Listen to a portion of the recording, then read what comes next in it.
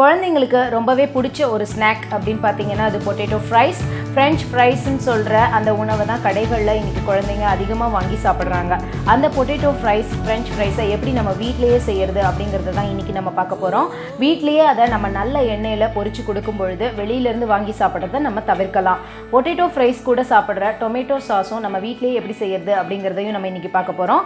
வாங்க இது ரெண்டையும் நம்ம எப்படி செய்கிறது அப்படிங்கிறத பார்க்கலாம். நான் உங்கள் லக்ஷு, நீங்கள் பார்த்துட்டு இருக்கிறது Ayuskama-Healthy லைஃப்.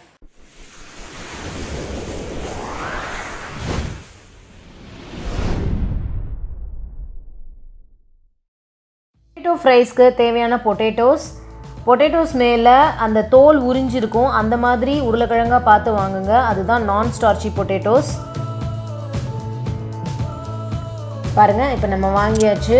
இந்த மாதிரி தான் அந்த பொட்டேட்டோஸ் இருக்கும். இது மாதிரி உள்ளதாக பார்த்து வாங்குங்க. அதுதான் ஃப்ரெஞ்ச் ஃப்ரைஸ் பண்ணுறதுக்கு ஏற்றது. இப்போ இதை நம்ம வாஷ் பண்ண போகிறோம். இந்த மாதிரி பொட்டேட்டோஸில் மட்டும்தான் ஃப்ரெஞ்ச் ஃப்ரைஸ் பண்ணிங்கன்னா உங்களுக்கு கடையில் இருக்கிற மாதிரியே அதே மாதிரி ஒயிட் கலரில் வரும். நார்மல் பொட்டேட்டோஸில் பொரிச்சிங்கன்னா ரொம்ப நேரம் ஃப்ரை பண்ணும்போது ரெட் கலரில் ஆகிடும். இந்த மாதிரி நான் ஸ்டார்ச்சி பொட்டேட்டோஸில் தான் ஃப்ரெஞ்ச் ஃப்ரைஸ் பண்ண முடியும். ஸோ அந்த மாதிரி பொட்டேட்டோஸ் பார்த்து வாங்கிக்கோங்க. இப்போது இதை நம்ம நல்லா வாஷ் பண்ணிக்கோங்க. அந்த மேலே மண், அந்த தோல் எல்லாத்தையும் நல்லா கழுவி வாஷ் பண்ணி எடுத்துக்கோங்க. இப்போது கழுவின உருளைக்கிழங்க மேலே உள்ள தோலை மட்டும் சீவி எடுக்க போகிறோம். இந்த மாதிரி எல்லா உருளைக்கிழங்குலையும் தோல் சீவி எடுத்துக்கோங்க. இப்போது உருளைக்கிழங்கு மேலே உள்ள தோலெல்லாம் சீவி எடுத்தாச்சு. அடுத்து நம்ம அதை கட் பண்ண போகிறோம். இந்த மாதிரி ரவுண்டாக கட் பண்ணிக்கோங்க. ரவுண்டாக கட் பண்ணதை எடுத்து நீல வாக்கில் ஒரு ஃபிங்கர் மாதிரி ஒரு ஃபிங்கர் சைஸில் நீளமாக கட் பண்ணிக்கோங்க. இந்த மாதிரி இருக்கணும். எல்லா உருளைக்கிழங்கையும் நம்ம அந்த மாதிரி கட் பண்ணியாச்சு. அதை எல்லாத்தையும் ஒரு பெரிய பேனில் போட்டு அது முங்குற அளவு தண்ணி ஊற்றிக்கோங்க. இப்போது இதை நம்ம ஒரு 5லேருந்து 10 நிமிஷம் ஒரு பாதி அளவு குக்கானால் எப்படி இருக்குமோ அந்த மாதிரி நம்ம உருளைக்கிழங்க குக் பண்ண போகிறோம். அதில் தேவையான அளவு உப்பு சேர்த்துக்கோங்க. அடுப்பில் வச்சு ஒரு மூடி வச்சுடுங்க ஒரு 5லேருந்து 10 நிமிஷம்.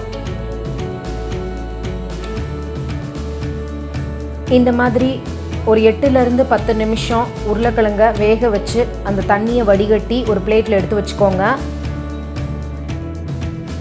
இப்போது உருளைக்கிழங்கு வெந்துச்சு. அந்த தண்ணியை மட்டும் தனியாக வடிகட்டி எடுத்துட்டு அந்த உருளைக்கிழங்கை மட்டும் ஒரு பிளேட்டில் போட்டு நல்லா ஆற விடுங்க. இப்போது இந்த உருளைக்கிழங்கு நல்லா ஆறிடுச்சு. 1 மணி நேரத்துலேருந்து 2 மணி நேரம் வரைக்கும் இதை நம்ம ஆற விட்டுருக்கோம். இந்த ஆறின உருளைக்கிழங்கை இந்த மாதிரி ஒட்டாத மாதிரி இருக்கணும். அதே சமயத்தில் கொஞ்சம் வெந்திருக்கணும். இதை நம்ம ஒரு கவருக்குள்ளே போட்டு ஃப்ரிட்ஜில் வைக்க போகிறோம். உருளைக்கிழங்கையும் இந்த மாதிரி கவரில் போட்டு நல்லா டைட்டாக லாக் பண்ணிவிட்டு அதை ஃப்ரீசரில் ஒரு 4 hours ஆவது வச்சுருக்கணும்.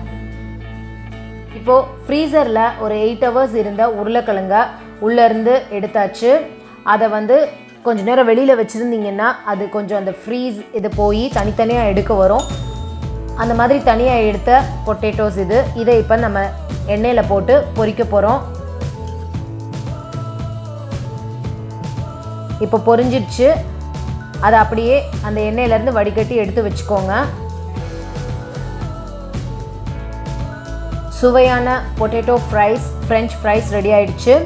பொட்டேட்டோஸ் வேகும்போது நம்ம போட்ட உப்பு தான், அதனால் உப்பு கொஞ்சம் கம்மியாக தான் இருக்கும்.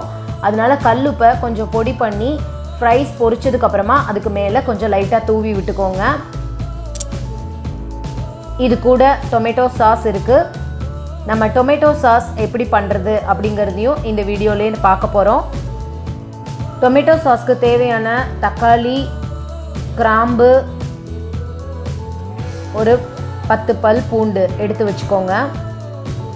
தக்காளியை 2ஆக கட் பண்ணிக்கோங்க. அதுக்கு மேலே சின்னதாக காம்பு மாதிரி வெள்ளையாக இருக்கும். அதை கட் பண்ணி எடுத்துருங்க.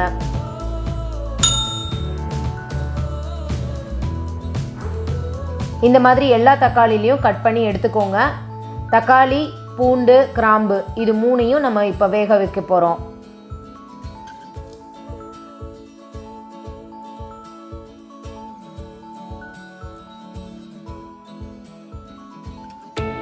குக்கரில் தக்காளி,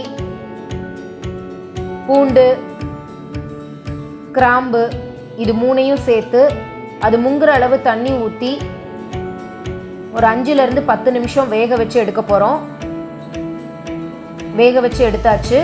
இந்த தக்காளியில் உள்ள மேலே உள்ள தோலை மட்டும் உரித்து நம்ம வச்சுக்க போகிறோம். வேக வச்சு தோல் உரித்து அந்த தக்காளி கூட பூண்டு, கிராம்பு சேர்த்து இந்த மாதிரி பிளெண்டரில் நல்லா பேஸ்ட்டாக அரைச்சி அதை நல்லா வடிகட்டி எடுத்துக்கோங்க. இந்த மாதிரி வடிகட்டி எடுத்துக்கணும். அதை ஒரு பேனில் விட்டு அடுப்பில் வச்சுடுங்க.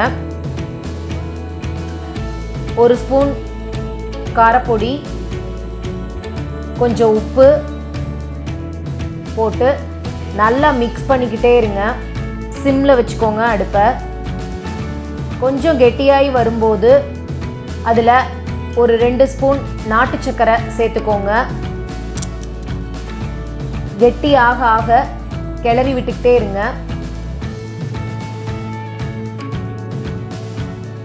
நல்லா திக்காக ஆகிற வரைக்கும் நல்லா கிளறி விட்டுக்கிட்டே இருங்க.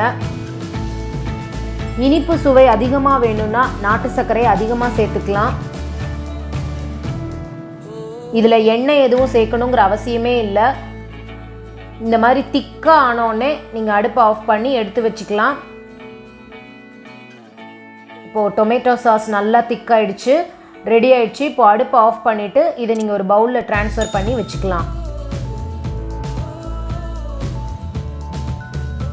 இப்போது சுவையான டொமேட்டோ சாஸ் ரெடி ஆயிடுச்சு. இதை நீங்கள் ஃப்ரெஞ்ச் ஃப்ரைஸ் கூட சேர்த்து சாப்பிட்டிங்கன்னா ரொம்பவே சுவையாக இருக்கும். வீட்டிலே இந்த மாதிரி செஞ்சு கொடுக்கும்போது அது ஆரோக்கியமானதாகவும் இருக்கும். சுவையான பொட்டேட்டோ ஃப்ரைஸ், ஃப்ரெஞ்ச் ஃப்ரைஸும் டொமேட்டோ சாஸும் ரெடி ஆயிடுச்சு. கண்டிப்பாக இதை நீங்கள் வீட்டில் உங்கள் குழந்தைங்களுக்கு செஞ்சு கொடுங்க. அவங்களுக்கு ரொம்பவே பிடிக்கும். பொட்டேட்டோ ஃப்ரைஸும் டொமேட்டோ சாஸும் எப்படி வீட்டில் சிம்பிளாக பண்ணுறது அப்படிங்கிறத நம்ம இன்றைக்கி பார்த்தோம். நீங்களும் கண்டிப்பாக இதை வீட்டில் செஞ்சு உங்கள் குழந்தைங்களுக்கு கொடுங்க, ரொம்பவே பிடிக்கும். இந்த வீடியோ உங்களுக்கு பிடிச்சிருந்ததுன்னா லைக் பண்ணுங்கள், உங்கள் ஃப்ரெண்ட்ஸ்க்கெலாம் ஷேர் பண்ணுங்கள். நம்ம சேனலை இன்னும் சப்ஸ்கிரைப் பண்ணலைன்னா கண்டிப்பாக சப்ஸ்கிரைப் பண்ணுங்கள். ஞாபகமாக பெல் பட்டனை அழுத்திடுங்க. தேங்க்யூ.